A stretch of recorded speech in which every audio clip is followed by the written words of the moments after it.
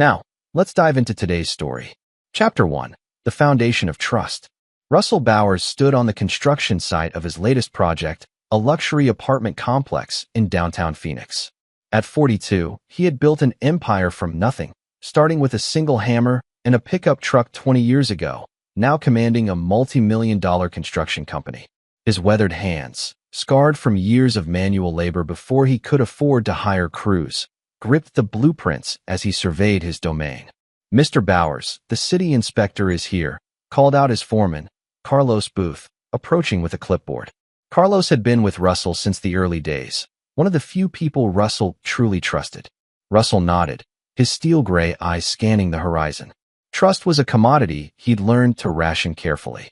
Growing up in foster care after his parents died in a car crash when he was 12, Russell had learned early that the world was unforgiving to the weak. Every beating from older kids, every broken promise from social workers, every door slammed in his face had forged him into something harder than the concrete he poured. His phone buzzed. A text from his wife, Marcia. "Working late again tonight. Don't wait up. Love you." Russell's jaw tightened almost imperceptibly. Marcia had been working late frequently over the past 6 months. As the head of marketing for a boutique real estate firm, she claimed the demanding clients required evening meetings. Russell had met Marcia 5 years ago when she was selling luxury homes to his affluent clients. Her honey blonde hair, emerald eyes, and infectious laugh had drawn him in. She was everything he thought he'd never have: sophisticated, educated, from a good family. Their marriage had been Russell's attempt at normalcy, at building something beyond just financial success. He'd even legally adopted her 2 children from her previous marriage, Jeremy Wright, now 19 and in college, and Stacy Wright, 17 and a senior in high school. Emmanuel Farley, Marcia's father, had initially been skeptical of Russell's blue-collar background, but had warmed to him when Russell's business flourished. But lately, something felt off. Marcia's phone calls ended abruptly when he entered rooms. She'd installed a lock on her home office, claiming she needed privacy for client work. Most tellingly, their physical intimacy had dwindled to nothing over the past 3 months. Russell wasn't naive. He'd built his business by reading people, by knowing when contractors were trying to cheat him, when clients were lying about their budgets. The same instincts that had made him successful were now screaming warnings about his own home. "Sir," Carlos was looking at him with concern. "The inspector?" "Handle it," Russell said curtly. "I need to make some calls." As Carlos walked away, Russell pulled out his personal phone and scrolled to a contact he hadn't used in years, Julian Ham, a private investigator who'd helped Russell with background checks on major clients. Julian was expensive, discreet, and thorough, qualities Russell valued above all else. "Julian? It's Russell Bowers. I need your services. Personal matter this time." The call was brief and professional. Julian would begin surveillance immediately, focusing on Marcia's activities during her alleged work hours. Russell felt no guilt about this decision. In his world, verification was just good business practice. That evening, Russell arrived home to their sprawling house in Scottsdale's most exclusive neighborhood. The Spanish-style mansion, with its red tile roof and manicured grounds, represented everything he'd fought to achieve. As he pulled his black Mercedes into the circular driveway, he noticed Emmanuel's Lincoln Continental already parked near the front entrance. Inside, the house felt different. Conversation stopped too quickly when he entered rooms. Stacy barely looked up from her phone during dinner, while Jeremy seemed unusually interested in discussing his college courses, something that typically bored him. Emmanuel kept checking his watch, and Marcia appeared distracted, repeatedly excusing herself to take work calls. "Russell," Emmanuel said as they finished dinner, "I've been thinking about your business expansion plans. Maybe we should discuss them privately sometime soon." This was unusual. Emmanuel had never shown interest in Russell's business beyond polite conversation. The older man was a retired insurance adjuster who spent most of his time golfing and traveling. "Sure," Russell replied evenly. "What specifically interests you?" "Well, with the market changing, I wonder if you've considered diversifying your assets. Protection strategies, that sort of thing." Marcia shot her father a sharp look. "Dad, Russell doesn't need financial advice." But Russell had caught the exchange. Something was definitely brewing beneath the surface of his seemingly perfect family life. Later that night, as Marcia slept beside him, Russell stared at the ceiling and planned. If his suspicions were correct, if the people he'd opened his heart to were betraying him, they would learn what Russell Bowers did to those who crossed him. He hadn't clawed his way out of foster care and built an empire by being forgiving or sentimental. In the construction business, when you found a structural flaw, you didn't patch it. You tore it down and rebuilt from the foundation up. Chapter 2. Cracks in the Facade. 3 weeks later, Russell sat in his office reviewing Julian Hamm's preliminary report. The photographs were damning but not surprising. Marcia entering the Fairmont Princess Resort with a man Russell didn't recognize, their body language intimate and familiar. More photos showed them at various restaurants, always touching, always looking like lovers rather than business associates. The man was Dominic Reed, 35, divorced, working as a senior loan officer at First National Bank. According to Julian's research, Dominic specialized in high-value commercial loans, exactly the type Russell's company frequently required for major projects. "There's more," Julian said, sliding additional photos across Russell's desk. "This Dominic character isn't just sleeping with your wife. Look at these." The next set of photos showed Dominic meeting with Emmanuel Farley at a coffee shop, then later at Emmanuel's house. In one particularly telling image, Emmanuel was handing Dominic what appeared to be documents. "I managed to get close enough to overhear part of their conversation," Julian continued. "They mentioned something about the timeline and making sure everything's in place before Russell gets suspicious. Emmanuel said something about Marcia just needs to keep him distracted a little longer." Russell's expression remained granite hard, but inside, cold fury was building. This wasn't just an affair. It was a conspiracy involving his father-in-law. The man he'd welcomed into his home, who'd eaten his food and accepted his generosity, was plotting against him. "What else?" Russell asked quietly. "I'm still working on the details, but I think they're planning something bigger than just an affair. Dominic's been asking questions about your business finances, your loan structures. And Emmanuel's been researching Arizona property laws, specifically regarding asset seizure and competency hearings." Russell's hands clenched into fists. A competency hearing would allow them to have him declared mentally unfit to manage his affairs, potentially giving Marcia control over his business empire. In Arizona, with the right legal maneuvering and medical testimony, it was possible to strip someone of their financial autonomy. "Keep digging," Russell instructed. "I want to know everything. Their timeline, their plan, everyone involved. And Julian, be extremely careful. If they suspect I know, it could accelerate whatever they're planning." That evening, Russell arrived home to find an unusual gathering in his living room. Marcia was there with Emmanuel, but so were Jeremy and Stacy. They all looked up when he entered, their expressions carefully neutral. "Hey, honey," Marcia said, her smile too bright. "We were just having a family meeting about summer plans." "Summer plans?" Russell's voice was casual, but his eyes noted every detail. The papers quickly shuffled and put away, the way Jeremy couldn't meet his gaze, the nervous energy radiating from Stacy. "Yes," Emmanuel chimed in. "I was thinking of taking the kids on a trip to Europe. Educational, you know. Give them some culture before they get too old." "Sounds expensive," Russell observed. "Oh, I'd handle the costs," Emmanuel said quickly. "Consider it my gift to them." Russell nodded slowly. Emmanuel, on his adjuster's pension, suddenly had money for European vacations? The pieces of their scheme were becoming clearer. "That's very generous," Russell said. "When were you thinking?" "Soon."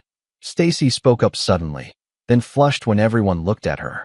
"I mean, before school starts again." "Actually," Marcia interjected, "we should discuss this later, honey. I know you're tired from work." But Russell wasn't tired. He was energized by the hunt, by the knowledge that his enemies were revealing themselves. He excused himself and went to his home office, where he began making calls to his most trusted allies. First, he called his lawyer, Al Mayer, who'd handled all of Russell's business contracts for the past decade. "Al, I need you to quietly review all my corporate structures and personal assets. I'm concerned about potential legal challenges to my competency." Al was sharp enough not to ask questions over the phone. "I'll start immediately. Do you want to meet tomorrow?" "Yes. Early morning, before normal business hours." Next, Russell called Carlos Booth. "Carlos, I need you to quietly inventory all our current projects, outstanding loans, and cash positions. Also, start identifying which of our employees have the strongest loyalty to the company versus just collecting paychecks. You expecting trouble, boss? I'm always expecting trouble. That's why we've stayed successful. Finally, Russell made a call to Steve Gilmore, an old friend from his foster care days who'd taken a different path. Steve now worked private security for celebrities and wealthy clients who needed problems solved discreetly. Russ? Been a while, brother. What's the situation? I need surveillance equipment. The kind that works in residential settings without being detected. And Steve? I might need other services soon. The kind we don't discuss over phones. Understood. I'll have equipment delivered to your office tomorrow. As Russell ended the call, he heard footsteps in the hallway outside his office. When he opened the door, no one was there, but he could smell Marcia's perfume lingering in the air. How long had she been listening? The game was accelerating. Soon, Russell would need to make his move, but first, he needed to know exactly what he was dealing with. In construction, you always surveyed the entire foundation before you started demolition. But one thing was certain. When Russell Bowers brought down a structure, he made sure it could never be rebuilt. Chapter 3. The Surveillance Net. Russell's office building stood empty at 5:30 a.m. as he met with Al Mayer in the conference room. The lawyer spread documents across the polished table, his expression grim. Russell, your instincts were right to be concerned, Al began. I've found some irregularities that suggest someone's been probing your financial structure. 3 different law firms have made inquiries about your business holdings over the past 2 months, claiming to represent potential investors. But when I called them back, they were evasive about their clients' identities. Russell studied the paperwork. What kind of inquiries? The type you'd make if you were preparing a competency challenge. They asked about your debt-to-asset ratios, whether you have any history of erratic business decisions, if there have been any complaints from employees or clients about your mental state. And have there been? Not that I can find. But Russell, that's not the concerning part. The concerning part is that someone provided them with detailed inside information about your company structure. Information that only a family member with access to your personal files would have. Russell's jaw tightened. What else? I also discovered that Marcia has been meeting with divorce attorneys. Specifically, Trudy Levy at Morrison & Associates. They specialize in high-asset divorces and competency cases. The betrayal cut deeper than Russell had expected. Marcia wasn't just having an affair. She was actively working to destroy him financially and legally. What are my options? We need to act fast. If they file for a competency hearing, you'll be fighting an uphill battle, especially if they have medical testimony suggesting mental instability. We need to secure your assets and gather evidence of their conspiracy. Russell nodded. Do it. Transfer what you can to protected accounts. And Al, I want you to prepare something else. Paperwork to revoke the adoptions of Jeremy and Stacy. If they're part of this betrayal, they're no longer my children. AL's eyes widened. Russell, that's a nuclear option. Are you sure? I'm sure. Family loyalty goes both ways. If they've chosen their mother's side in this war, then they've made their choice. After Al left, Russell installed Steve Gilmore's surveillance equipment throughout his house. Tiny cameras and microphones, virtually undetectable, now monitored every room except the bedrooms. Russell had some boundaries, even in war. That evening, Russell's patience was rewarded. The surveillance system captured Emmanuel arriving at the house while Russell was supposedly at a client dinner. Within minutes, Dominic Reed pulled up in a silver BMW. Through his phone app, Russell watched and listened as the 3 conspirators met in his living room. His wife, her father, and her lover, plotting his destruction in his own home. The timelines moved up, Dominic said, spreading papers on Russell's coffee table. My contact at the bank says Russell's been moving assets around. His lawyer's been asking questions. Marcia paced nervously. You think he knows? Doesn't matter, Emmanuel interjected. We're too far along to stop now. Dominic, do you have the medical documentation ready? Dr. Lorna Estrada will testify that Russell's been showing signs of paranoid delusions and aggressive behavior. The incident reports from the construction sites will support claims of increasingly erratic management decisions. Russell's blood ran cold. They had fabricated incident reports and found a corrupt doctor willing to provide false testimony. What about the kids? Marcia asked. Jeremy's already agreed to testify about Russell's violent outbursts at home, Emmanuel replied. Stacy's harder to convince. but she'll follow her brother's lead when the time comes. Russell felt something break inside his chest. Jeremy, the boy he'd raised, taught to drive, sent to college. Jeremy was prepared to lie about him in court. Once the competency hearing goes through, Dominic continued, Marcia will have power of attorney over all assets. We can liquidate the business holdings, pay off the existing loans through my bank, and restructure everything. Russell will be in a psychiatric facility and will control an empire worth over $50 million. And if he fights it? Marcia asked. Emmanuel's voice turned cold. Then we implement the permanent solution we discussed. A man with diagnosed mental illness, becoming increasingly unstable, takes his own life rather than face the shame of losing everything. Very tragic. Very believable. They were planning to murder him. Russell's hands shook as he watched his wife, the woman he'd loved, trusted, built a life with, casually discussing his death as a business transaction. When? Marcia asked. 2 weeks, Dominic replied. The competency petition will be filed Monday. The hearing's scheduled for the following Friday. We need Russell distracted and unaware until then. I can keep him busy, Marcia said. Maybe suggest a romantic weekend getaway. Keep him isolated from his lawyer and his business contacts. Russell had heard enough. He turned off the feed and made a series of calls. First, to Julian Hamm. I need complete dossiers on Dominic Reed, Dr. Lorna Estrada, and the law firm Morrison & Associates. I want everything, financial records, personal histories, any leverage we can use against them. Second, to Steve Gilmore. The situation has escalated. I need your full services now. We're talking about people who are planning to kill me. Finally, to Carlos Booth. Starting tomorrow, implement Security Protocol Delta on all job sites. Unknown visitors get escorted out immediately. And Carlos, if anything happens to me, you have sealed instructions in my office safe. Follow them exactly. Russell Bowers had built his empire by being 10 steps ahead of his competition. Now, he would show these conspirators what happened when they declared war on someone who had spent his entire life learning how to fight dirty and win. The prey was about to become the predator. Chapter 4, Gathering Intel. Julian Hamm's complete dossier arrived at Russell's office the next morning, and the contents were more valuable than Russell had hoped. The private investigator had outdone himself, uncovering vulnerabilities in each conspirator that could be exploited. Dr. Lorna Estrada had a gambling addiction and owed significant money to some very unforgiving people. More importantly, she'd had her medical license suspended twice for ethical violations before relocating to Arizona. Her willingness to provide false testimony suddenly made perfect sense. She was desperate for money and had already proven she'd compromise her professional integrity. Dominic Reed's file was even more interesting. He was deep in debt from his recent divorce, had been passed over for promotion twice at First National Bank, and most critically, had been quietly embezzling small amounts from client accounts to cover his lifestyle. Julian's investigation had uncovered a pattern of processing fees and administrative charges that went directly into Dominic's personal accounts.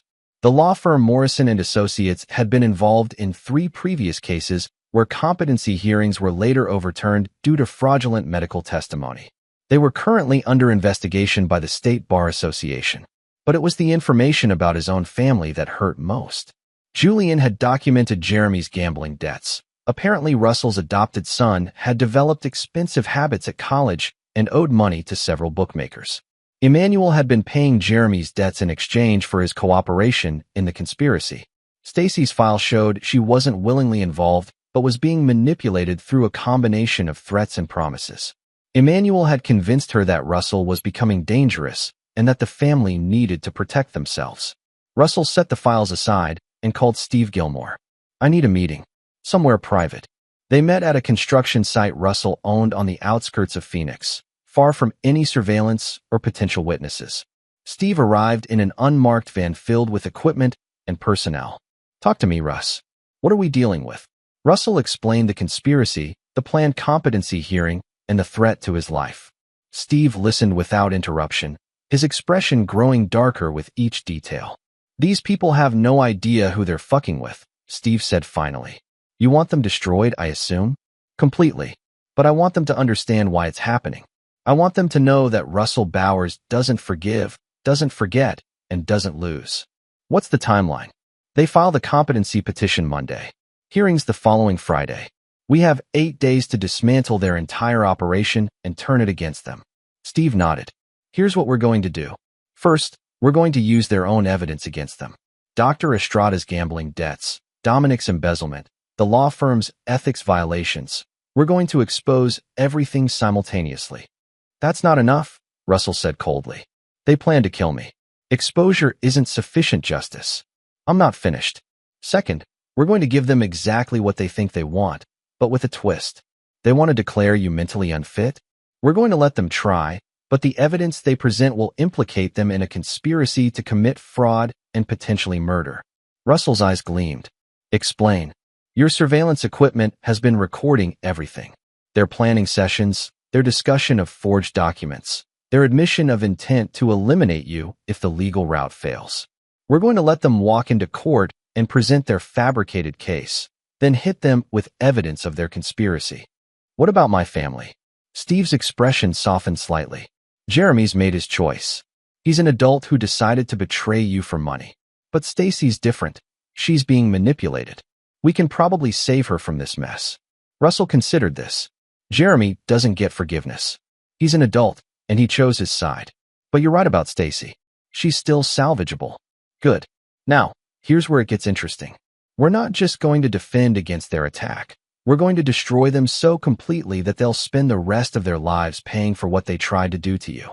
Over the next hour, Steve outlined a comprehensive plan that would turn each conspirator's weakness against them while using their own conspiracy as evidence of their guilt. It was elegant, ruthless, and would leave Russell's enemies with nothing. There's one more element, Steve added. We need to make sure this sends a message to anyone else who might consider crossing you in the future. Word gets out in business circles, and people need to understand that Russell Bowers is not a man to be betrayed. Russell smiled for the first time in weeks. It wasn't a pleasant expression. That evening, Russell returned home and acted the part of the oblivious husband. At dinner, when Marcia suggested a romantic weekend getaway to Sedona, he enthusiastically agreed. That sounds perfect, he said, reaching across the table to squeeze her hand. Just the two of us. We haven't had quality time together in months. The irony wasn't lost on him. She was planning to isolate him for easier elimination, while he was planning to use the trip to complete his preparations. I love you, Russell, Marcia said, looking directly into his eyes with what appeared to be genuine emotion. I know you do, Russell replied. And he did know. She loved him enough to murder him for his money rather than simply divorce him and settle for half. After dinner, Russell retreated to his office and reviewed Steve's operational plan one final time. Every detail was accounted for, every contingency planned. In 72 hours, when they returned from Sedona, the real war would begin. Russell Bowers had spent his life building an empire. Now he would demonstrate what happened to those who tried to steal it. Chapter 5. The Weekend in Sedona. The drive to Sedona took 2 hours through Arizona's stunning desert landscape, but Russell barely noticed the scenery. Beside him, Marcia kept up a stream of cheerful conversation about their romantic weekend, completely unaware that her husband was planning her destruction with the same methodical precision he used to construct skyscrapers. They checked into L'Auberge de Sedona, an exclusive resort nestled along Oak Creek. Russell had spared no expense. Their suite featured a private deck overlooking the red rocks, a fireplace, and complete privacy. Perfect for what he had planned. This is beautiful, Marcia said, stepping onto the deck as the late afternoon sun painted the canyon walls in brilliant colors. I'm so glad we're doing this. Russell joined her, wrapping his arms around her waist from behind. To any observer, they looked like a loving couple enjoying a romantic moment. But Russell was thinking about the surveillance recordings where she'd casually discussed his murder. We should do this more often, he said softly. Just us. No distractions from work or family. Absolutely. We've let life get so busy that we've forgotten what's important. The hypocrisy was breathtaking. She was talking about their relationship while actively planning to have him declared insane and possibly killed. That evening, over dinner at the resort's restaurant, Russell watched Marcia carefully. She seemed genuinely relaxed, laughing at his stories about difficult clients and sharing memories from their early relationship. For moments, he could almost forget about her betrayal. But then she excused herself to take a work call, and Russell watched through the window as she stepped outside and spoke animatedly into her phone. When she returned, she was slightly flushed and distracted. "Everything okay?" Russell asked. "Just client emergencies. You know how it is." Russell knew exactly how it was. She'd been coordinating with Dominic or Emmanuel about their plans for Monday's filing. Back in their suite, Russell suggested they sit by the fireplace with wine. As Marcia curled up beside him on the couch, he found himself studying her face in the firelight. When had she become someone capable of such calculated betrayal? Had she always been this person, and he'd simply been too blinded by love to see it? "Penny for your thoughts," she said, tracing patterns on his chest. "I was thinking about when we first met," Russell replied. "You were showing that mansion in Paradise Valley to the tech executive from California. And you showed up to discuss the pool construction looking like you'd just climbed out of a concrete mixer." Marcia laughed. "I thought you were the most ruggedly handsome man I'd ever seen." "What changed?" The question slipped out before Russell could stop it. Marcia looked puzzled. "What do you mean?" "Nothing. Just wondering if I'm still ruggedly handsome or if success has made me soft." She kissed him gently. "You're still the strongest man I know, Russell. Inside and out." The lie came so easily to her lips that Russell felt a chill. This woman was a master manipulator, and he'd been living with her for 5 years without recognizing it. Later, as Marcia slept beside him, Russell slipped out onto the deck and made a secure call to Steve Gilmore. "Status report," Russell said quietly. "Everything's in motion. We've got federal investigators interested in Dominic's embezzlement, and the state medical board is preparing to review Dr. Estrada's license. Julian's been feeding information to the Bar Association about Morrison and Associates. What about the evidence for court?" "All compiled and ready. The surveillance recordings have been enhanced and time-stamped. We've got their entire conspiracy documented. Plus, we found something interesting about Emmanuel." "What?" "He's been liquidating his own assets over the past month. Cashed out his retirement accounts, sold his car, even put his house up for sale. He's planning to disappear with a chunk of your money after the competency hearing goes through." Russell felt cold fury building in his chest. Emmanuel wasn't just betraying him. He was planning to abandon his own daughter after using her in his scheme. "There's more," Steve continued. "We've been monitoring their communications. They've moved up their timeline. They're planning to file the competency petition tomorrow instead of Monday." "Why?" "They're spooked. Dominic thinks you're getting suspicious. They want to move before you can mount any defense."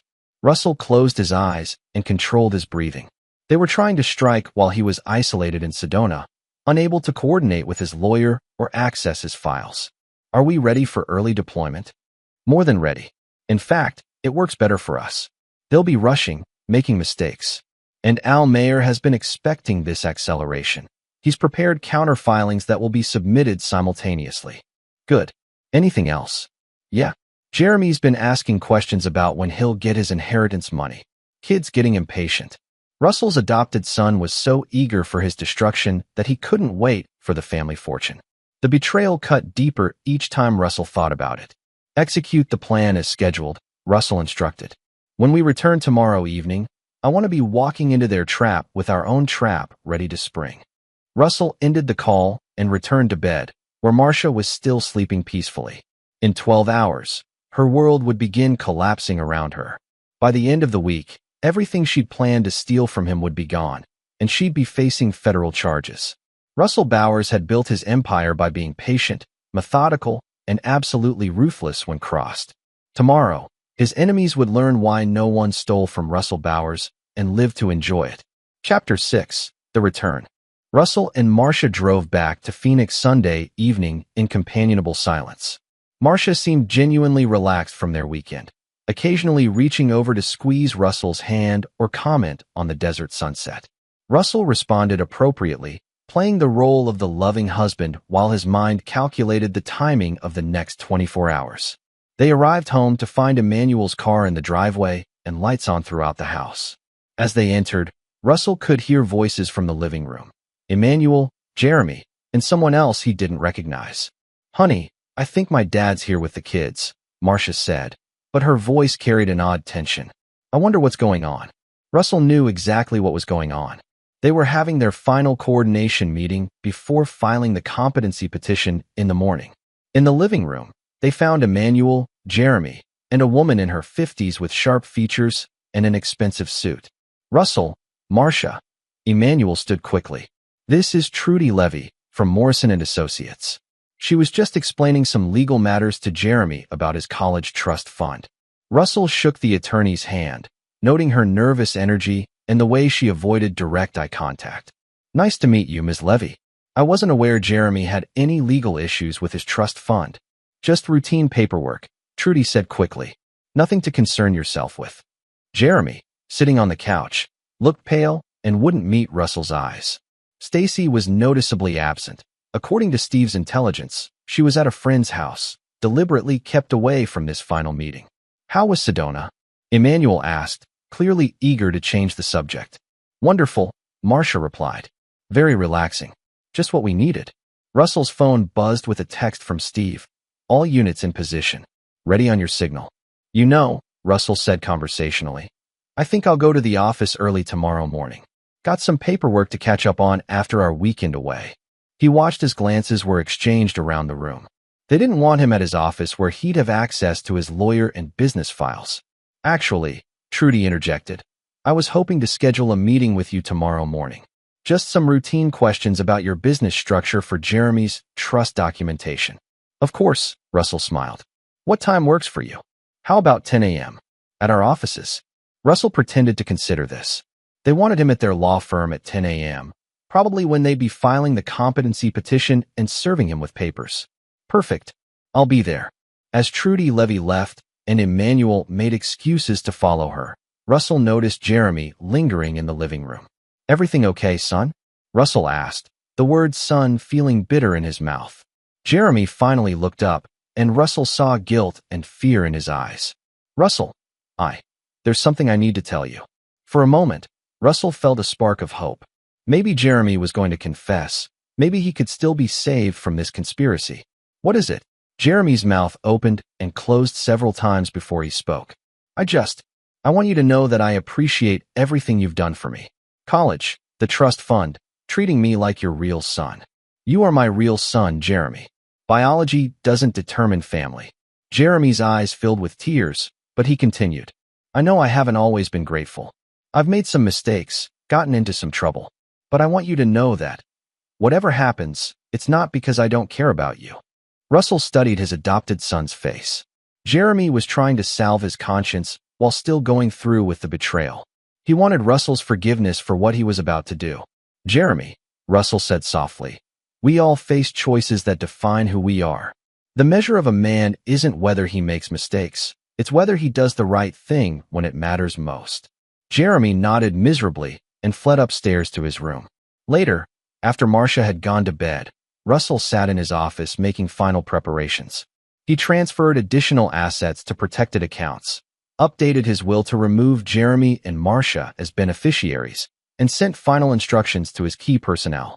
His phone rang at 11:47 p.m. It was Carlos Booth. Boss, we've got a problem. Someone broke into the main office tonight. Security says it looked professional. They knew exactly where to find the files they wanted. Russell wasn't surprised. What did they take? Financial records, employee files, client contracts. Anything that could be used to build a case about your mental state or business competency. Did they get everything? Not even close. Most of the sensitive stuff is in the secure files they couldn't access. But they got enough to think they have what they need. Good. Let them think that. Is the security footage intact? Oh yeah. We've got clear shots of the break-in team. 3 professionals looked like they knew what they were doing. Russell smiled grimly. More evidence for the conspiracy charges. Carlos, starting tomorrow morning, implement full lockdown procedures on all sites. No one gets access without my direct authorization. You got it, boss. And Russell? Whatever's happening, you know the crew's got your back, right? I know. That's why we're going to win. After hanging up, Russell sent a final text to Steve. They broke into the office tonight. Tomorrow at 10 a.m. Execute. The reply came immediately. Understood. Justice will be served. Russell Bowers had spent 42 years learning that the world was brutal to the weak and forgiving only to the strong. Tomorrow, he would remind everyone why he had survived and thrived when others had fallen. His enemies thought they were hunting a victim. Instead, they had awakened a predator. Chapter 7. The Trap Springs. Russell arrived at Morrison and Associates at exactly 10 a.m., wearing his best suit and carrying a briefcase that contained copies of all the surveillance evidence Steve had compiled. The law firm's offices occupied the top floor of a downtown Phoenix high-rise, with floor-to-ceiling windows offering panoramic views of the city Russell had helped build. Trudy Levy met him in the reception area, flanked by 2 associates and a man Russell didn't recognize. "Mr. Bowers, thank you for coming. This is Dr. Pat Terry, a psychiatric evaluation specialist." Russell shook hands with each of them, noting the nervous energy in the room. They were about to spring their trap, but they had no idea they were walking into his. "I have to admit, I'm curious about what this is regarding," Russell said as they led him to a conference room. "Jeremy's trust fund shouldn't require a psychiatric evaluation." "Well," Trudy began, then paused as her assistant entered and whispered something in her ear. Her face went pale. "Excuse me for just a moment." She stepped outside, and Russell could hear urgent whispered conversations in the hallway. Through the conference room's glass walls, he watched as more people arrived, men in suits who were clearly federal agents. Russell's phone buzzed. A text from Steve. "FBI is raiding Dominic's bank as we speak. Dr. Estrada was arrested 20 minutes ago. Local PD is at your house with search warrants." The trap was springing perfectly. Trudy returned to the conference room, her composed demeanor cracking. "Mr. Bowers, there seems to be some kind of misunderstanding. Perhaps we should reschedule this meeting." "Oh, I don't think so," Russell said calmly. "I believe you had some papers to serve me. Something about a competency hearing?" The color drained from Trudy's face. "I'm not sure what you're referring to." Russell opened his briefcase and withdrew a thick folder. "Ms. Levy, I'm going to save us all some time. 3 weeks ago, I became aware that my wife, her father, and a bank loan officer named Dominic Reed were conspiring to have me declared mentally incompetent so they could steal my business empire."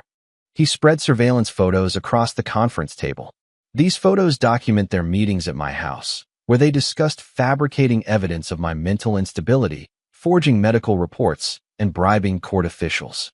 Dr. Terry stood up abruptly. "I think there's been a mistake. I was told this was a routine evaluation."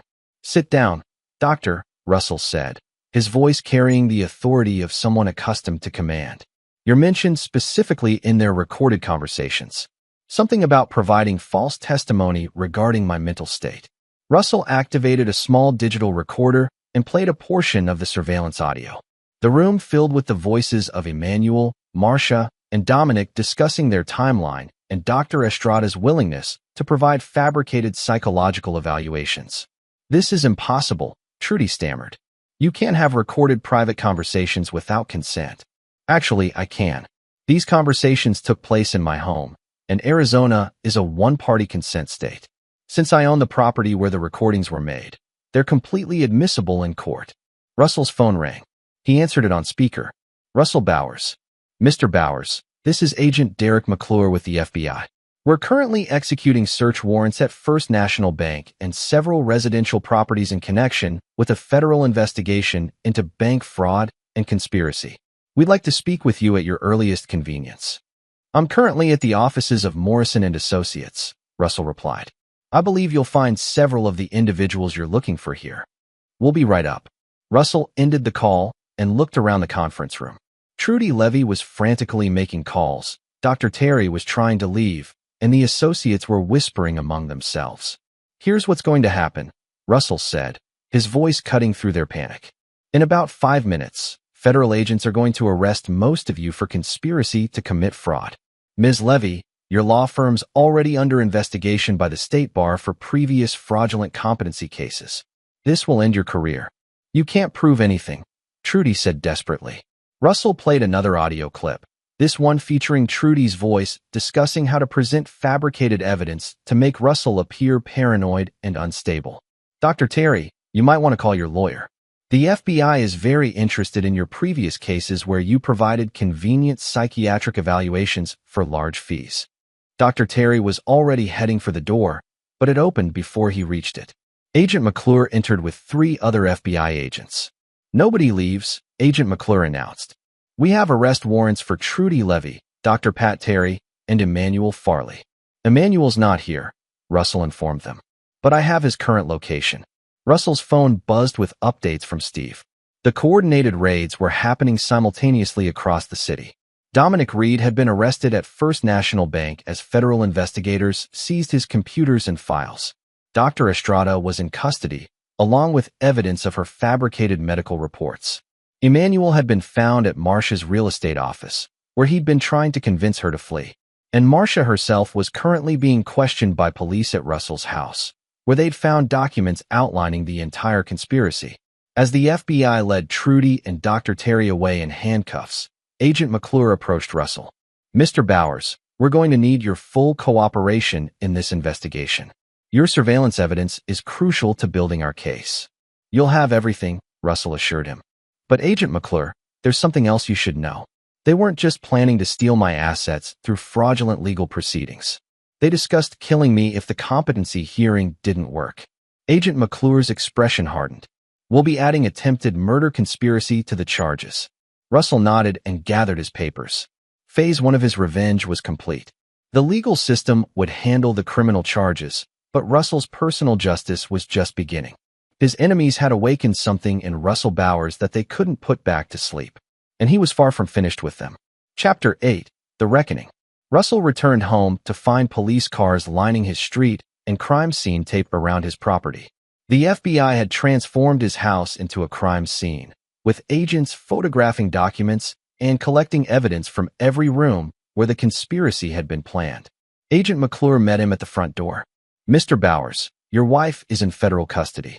We found extensive documentation of the conspiracy in her home office, including forged psychological evaluations, bribery records, and communications with all the co-conspirators." "Where is she now?" "Federal holding facility downtown. She's been charged with conspiracy to commit fraud, attempted murder conspiracy, and racketeering. Bail's been denied due to flight risk." Russell felt no satisfaction, only cold emptiness. The woman he'd loved, married, and built a life with was gone, if she'd ever really existed at all. "What about my children?" "Jeremy's been brought in for questioning. He's cooperating fully, providing information about his gambling debts and Emmanuel's coercion. Stacy wasn't involved in the conspiracy. Emmanuel kept her isolated to maintain her innocence." Russell nodded. He'd been right about Stacy. She could still be saved from this mess. "Can I see Jeremy?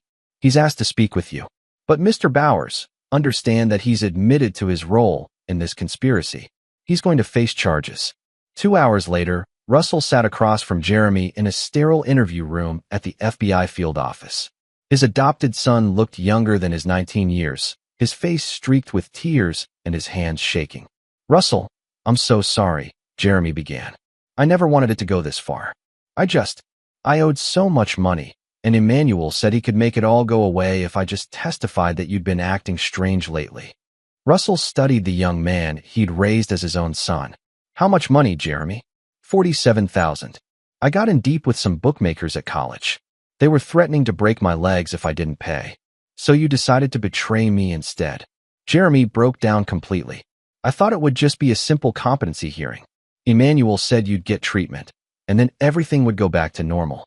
I never knew they were planning to hurt you. But you knew they were lying about my mental state. You knew they were planning to steal my business. I didn't think it through. I was scared and desperate, and Emmanuel made it sound like it was no big deal." Russell felt the last remnants of paternal love dying in his chest. Jeremy had made his choice, and it wasn't the choice of a son defending his father.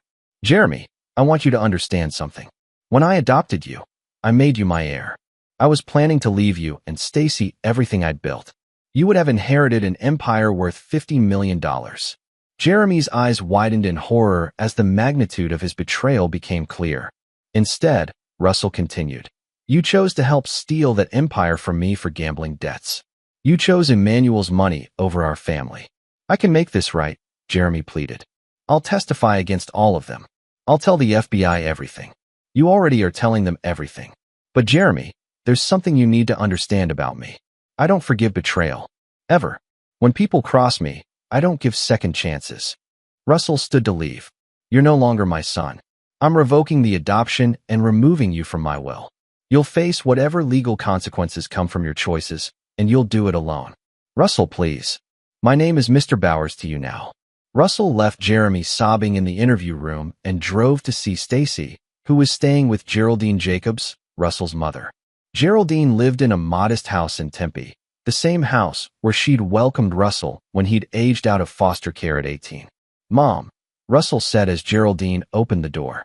At 73, she was still sharp and strong, with steel gray hair and eyes that missed nothing. "I heard about Marcia," she said simply. "Are you all right?" "I'm better than I've been in months." "Is Stacy here?" Stacy appeared in the doorway behind Geraldine, her 17-year-old face puffy from crying. When she saw Russell, she ran to him and threw her arms around his waist. "I'm so sorry, Russell. I didn't know what they were planning. Grandpa Emmanuel said you were sick and needed help, but I never believed it. I told him you weren't crazy." Russell held his youngest daughter, his only child now, and felt the first warmth he'd experienced in days. "I know you didn't know, sweetheart. You're not responsible for their choices. But Jeremy and Mom, how could they do this to you? Some people value money more than family. But you need to understand something important. I'm not your legal father anymore. With Marcia's arrest, our marriage is over. You'll need to decide if you want to stay with your grandmother's family or if you want me to remain in your life." Stacy pulled back to look at him. "You're the only real father I've ever known. I don't care about legal papers. I want to stay with you." Russell felt something crack in his chest, not breaking, but healing. "Then we'll figure this out together." "But Stacy, your mother is going to prison for a long time. Jeremy's going to face charges too. Are you prepared for that?" "They made their choices," Stacy said, her voice stronger than Russell expected. "I'm making mine." Geraldine nodded approvingly. The girl has sense. Takes after her father. As Russell tucked Stacy into the guest room that night, she asked quietly, "What happens now?" "Now we rebuild. We figure out what family really means, and we move forward without the people who betrayed us." "Will you be okay? Without Mom and Jeremy?" Russell considered the question. He felt empty, but not broken. Angry, but not defeated. "I'll be fine, sweetheart. I've survived worse than this." "What could be worse than your own family trying to destroy you?" Russell smiled grimly. "Having no family at all. But now I know who my real family is." Outside, Arizona stars wheeled overhead in the desert sky. Russell had lost a wife and a son, but he'd gained something more valuable, certainty about who deserved his loyalty and who had earned his eternal enmity. The legal system would handle justice. But Russell Bowers had his own form of justice to dispense. Chapter 9, Blood and Empire. 6 months later, Russell stood in the courthouse steps after the final sentencing hearing. The Arizona sun beat down mercilessly, but he felt cold satisfaction rather than heat. Marcia had received 15 years in federal prison for conspiracy, fraud, and attempted murder. Her tearful plea for mercy had fallen on deaf ears. The judge had been particularly harsh after hearing the surveillance recordings where she casually discussed Russell's elimination. Dominic Reed got 12 years for embezzlement and conspiracy. His banking career was over, his reputation destroyed, and his ex-wife had sued for additional alimony after learning about his crimes. Emmanuel Farley, at 68, received 10 years. He'd likely die in prison, a fitting end for a man who'd betrayed his daughter's husband and abandoned his own granddaughter. Dr. Estrada and Trudy Levy each received substantial sentences, with their professional licenses permanently revoked. Jeremy had cooperated fully with federal investigators and received a lighter sentence, 3 years, with possibility of parole in 18 months. But Russell's revenge against his former son went deeper than prison time. "Mr. Bowers?" A young reporter approached as Russell descended the courthouse steps. "Any comment on today's sentences?" "Justice has been served," Russell replied simply. "People who betray trust face consequences. What about your family? Do you plan to reconcile with your wife when she's released?" Russell's expression turned to granite. "Marcia is not my family. She forfeited that right when she chose to conspire against me. As for reconciliation, I don't forgive betrayal. Ever." That evening, Russell sat in his home office reviewing business reports. His construction empire had not only survived the attempted coup, but had grown stronger. Word had spread through Phoenix's business community about what happened to people who crossed Russell Bowers, and his reputation for absolute loyalty and absolute ruthlessness had attracted new clients and partners. Carlos Booth knocked on the office door. "Boss, we got the final reports from the legal settlements." Russell looked up from his paperwork. "How much?" $32 million in damages from the civil suits. The law firm's insurance paid out $12 million. Dominic's assets were seized for another $8 million, and Emmanuel's estate liquidation brought in $6 million more. Plus, the banks settled for $6 million to avoid federal prosecution for their role in the embezzlement. Russell nodded. His enemies hadn't just gone to prison. They'd been financially destroyed as well. Their families would struggle for generations to recover from the restitution payments. What about Jeremy's trust fund? Liquidated as you requested. The money's been donated to foster care organizations throughout Arizona. Jeremy won't see a penny of inheritance money when he gets out of prison. Russell felt grim satisfaction. His former son would leave prison with nothing, no family, no money, no future. He'd have to rebuild his life from scratch, just as Russell had done at 18 when he'd aged out of foster care. A soft knock interrupted his thoughts. Stacy entered carrying 2 cups of coffee, looking older than her 17 years, but stronger too. "How was the sentencing?" she asked, settling into the chair across from his desk. "Final. They'll all serve substantial time." Stacy nodded. She'd had months to process her mother's betrayal and had shown remarkable resilience. "Are you satisfied?" Russell considered the question. "I'm satisfied that justice was served. But Stacy, you need to understand something about me. I don't forgive people who betray me. Your mother and Jeremy made their choices, and there's no path back from those choices. I understand. They hurt you in the worst possible way. They didn't just hurt me. They tried to destroy everything I'd built, everything I'd worked for. In my world, that's a capital offense." Stacy studied her adopted father's face. "What about forgiveness? What about second chances?" Russell's expression softened slightly when he looked at her. "Stacy, forgiveness is a luxury I can't afford. If word got out that Russell Bowers forgave people who stole from him, every contractor, client, and competitor would see that as weakness. My business empire exists because people know I'm fair but absolutely ruthless when crossed. So you'll never speak to Mom or Jeremy again?" "Never. They're dead to me." Stacy absorbed this, then nodded slowly. "I think I understand. You have to be hard because the world is hard." "Exactly. But Stacy, that hardness doesn't extend to people who remain loyal. You chose to stand by me when your family turned against me. That loyalty will be rewarded for the rest of your life." Russell opened his desk drawer and withdrew a legal document. "I've rewritten my will. You're now my sole heir.